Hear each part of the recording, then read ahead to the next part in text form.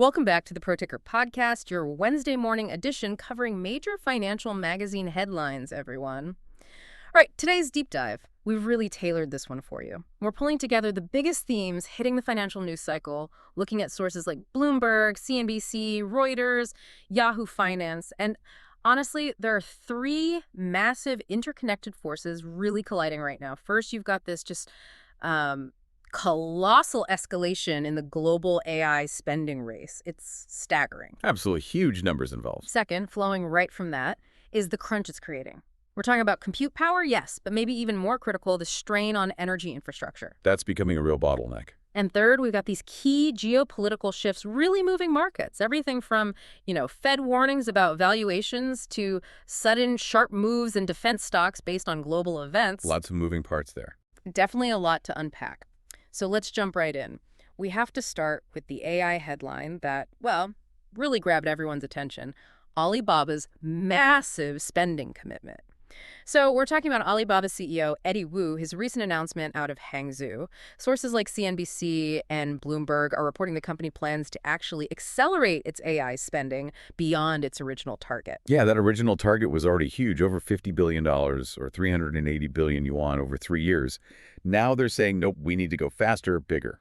They're not just trying to keep up. It seems like they're aiming to leapfrog. And what's really fascinating here, I think, is the global scale Wu sees this reaching. He's projecting that the total worldwide investment in AI, it could accelerate to something like $4 trillion. $4 trillion over just the next 5 years. That's the projection. It's just a mind-boggling number. It really underscores this belief that, look, this isn't just some tech fad. It's a fundamental industrial transformation happening. Wow. Well, the market certainly reacted like it believes it. We saw Alibaba's shares listed in Hong Kong just surge. Bloomberg had it up almost 10%. Yeah, hitting their highest point since, 2021, a nearly 4-year high. And U.S. pre-market shares were way up, too, over 9%. And that enthusiasm, it sort of spilled over, didn't it? It lifted related Chinese chip makers, too. Companies like ACM Research, Nora Technology Group. Exactly. They saw big jumps, ACM up 15%, Nora up 10%. You could feel the bullish sentiment spreading through that whole ecosystem. So what's the strategy behind this massive spending? Alibaba called it full stack AI. Can you break that down a bit? What does that actually mean in practice? Right, full stack. It's a bit of tech jargon, but basically, think of it like this. They're not just creating the AI services people use, like their new language model, Qwen 3 Max. They want to build and control everything that makes it run. So the services, yes, but also the underlying infrastructure. We're talking faster networking, specialized data centers, and crucially, designing their own chips. So controlling the whole chain, from the silicon all the way up to the app. Precisely. The entire vertical stack. It gives them independence, theoretically. Okay, but let's pause there, because the sources, like Bloomberg Intelligence, threw a bit of cold water on this, didn't they? Their analysts seemed skeptical. They did. There was a note of caution. The analyst basically said, look, this huge investment, it's unlikely to generate a meaningful financial return anytime soon. So not about near-term profits, then? Seems not. Yeah. They framed it more as a driver of sentiment rather than something that's going to boost incremental earnings in the, immediate future. Which begs the question, if it's not about quick financial returns, what's the real driver? Why pour so much capital into something analysts see as low return right now? Well, that gets to the core issue, doesn't it? Often when a company goes all in on a full stack approach like this, it's because they can't reliably get key parts from elsewhere. You mean the chips? Exactly. The advanced AI processors. Chinese tech companies like Alibaba are facing really intense ongoing U.S. export controls, specifically on the high-end NVIDIA chips needed for training these huge AI models. Right, the NVIDIA restrictions. So this massive spending isn't just ambition, it's almost a necessity driven by geopolitics. That's a very good way to put it. It's about survival and autonomy in the face of these restrictions. They have to invest heavily in their own homegrown solutions. Like Alibaba's T-Head chip division. Correct. T-Head, or Ping-Touge as it's also known. They're developing their own AI accelerators, and reports say China Unicom is planning to deploy them.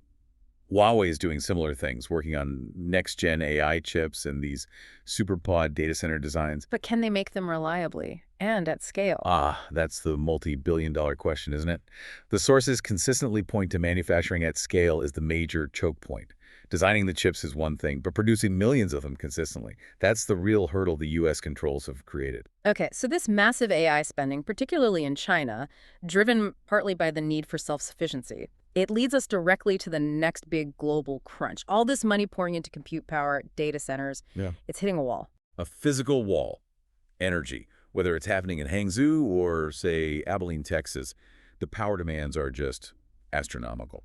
Let's look at the U.S. side then. OpenAI is a prime example, right? CNBC reported they're opening their first big Stargate data center down in Texas. Yeah, in Abilene, partnering with Oracle and NVIDIA.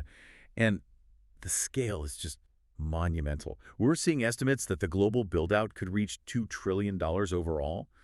OpenAI's own plans are estimated to eventually need something like 17 gigawatts of power. 17 gigawatts. Just try to picture that. You mentioned earlier that's like the output of 17 large nuclear power plants running constantly. Or enough electricity for over 13 million U.S. homes.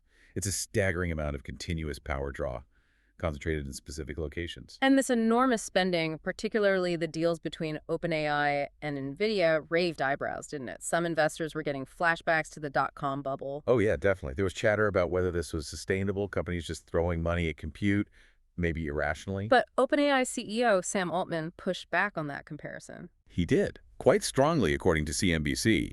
His argument is basically, this isn't irrational, it's necessary. He pointed to ChatGPT usage jumping tenfold in just 18 months. The demand is soaring. So he's saying the bottleneck isn't really money or even chips anymore, It's the electricity, the Okay. physical power supply. He essentially said the industry is facing a massive compute crunch driven by this demand, and powering it all is the real challenge now. And sources like Reuters and Yahoo Finance back that up, highlighting the strain on the grid. Absolutely. They report data center energy demand is on track to double by 2028, and the existing U.S. power grid, it's aging, and it has huge backlogs, years-long waits for connecting big new industrial users like data centers. It just wasn't built for this kind of sudden, massive, concentrated load increase. Exactly.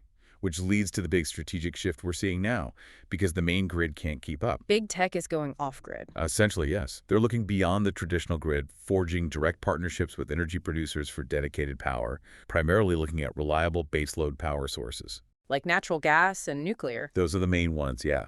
They need constant, reliable power, and those sources provide it. It's like they're becoming their own mini utilities to bypass the grid constraints entirely. And we're already seeing deals reflecting this. You mentioned Talon Energy. Right. Kalen Energy providing 1.9 gigawatts of nuclear power directly from its Susquehanna plant to an Amazon Web Services data center. And another example, Energy Transfer providing 1.2 gigawatts of natural gas power to a project called Cloudburst in Texas. These are huge direct power deals. And this structural shift, it's creating winners in the energy sector, right? Yahoo Finance highlighted some specific companies benefiting. Oh, definitely. Companies focused on natural gas production or dedicated power generation are seeing a boom.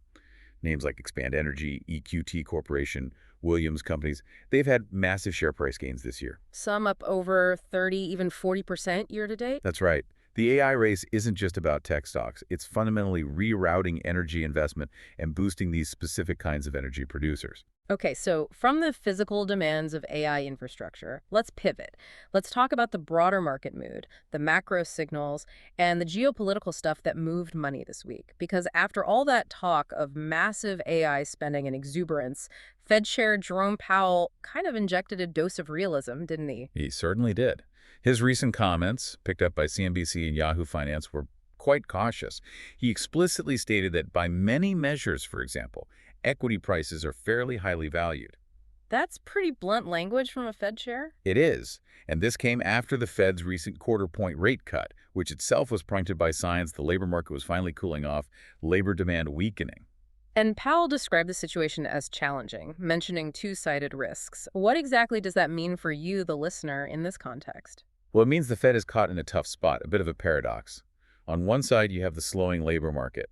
That normally justifies cutting rates to support growth, avoid a recession. That's risk number one, growth slowing too much. Okay, so risk of a slowdown. What's the other side? Stubborn inflation. Even with growth slowing, prices aren't coming down as fast as they'd like. So risk number two is inflation staying too high. Slow growth, high inflation. sounds like. Stagflation. That's the classic recipe. Now, the sources are careful to stress it's nowhere near as severe as the stagflation of the 1970s, but just hearing that word tends to make markets nervous. And we saw that nervousness play out. U.S. tech stocks pulled back after his comments. Yep, the S&P 500 dropped about 0.5%. There was definitely a cautious reaction to those warnings about high valuations and the tricky balancing act the Fed faces. Okay, so macro caution on one hand. But then, in almost direct contrast, geopolitics lit a fire under a completely different sector. Right. This was a really clear, fast-moving catalyst. Bloomberg and CNBC highlighted President Trump's recent comments on Ukraine.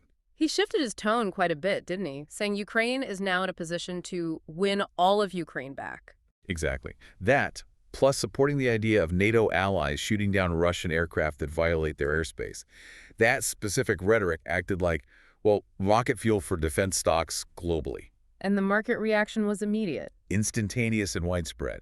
In Europe, Sweden's Saab, a major defense contractor, jumped almost 6% to a record high.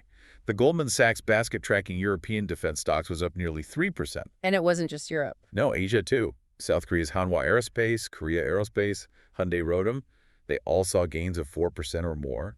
The market is clearly interpreting this rhetoric as signaling potentially higher defense spending and prolonged conflict benefiting these companies. Interesting. And did this rhetoric affect anything else, like energy markets? It did seem to help oil prices hold on to their recent gains.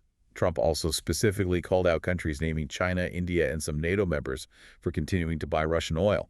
That keeps the pressure on global energy flows and the effectiveness of sanctions. Okay, one last piece here. Linking policy, national security, and infrastructure. Reuters reported on a really interesting U.S. domestic policy move involving critical minerals. Yeah, this one's quite significant strategically.